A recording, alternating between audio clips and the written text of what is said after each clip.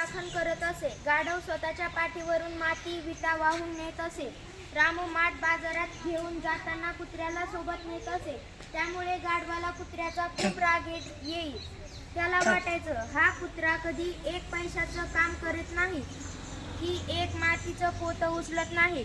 सारखा मालकाला मस्का मारत इकडे तिकडे फिरत राहतो. एक दिवस कुत्रा गाढवाजवळ आला आणि म्हणाला, मला तुझी मदत हवी आहे. काल रात्री आपल्या अंगणातल्या झाडामागे एक जंगली कोल्हा लपला होता. अंधारात कुलकुलणारे त्याचे डोळे मी पाहिले. मी त्याच्यावर भुंकलो सुद्धा, पण तो अजिबात भ्याला नाही.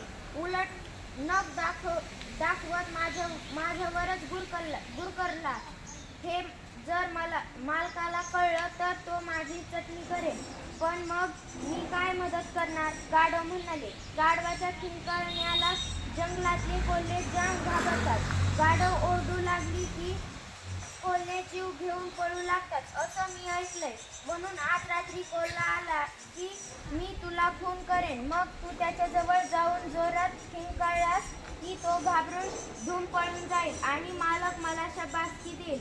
कुत्र्याची लबाडी गाढवाच्या लक्षात आली. तो म्हणाला, असं कसं?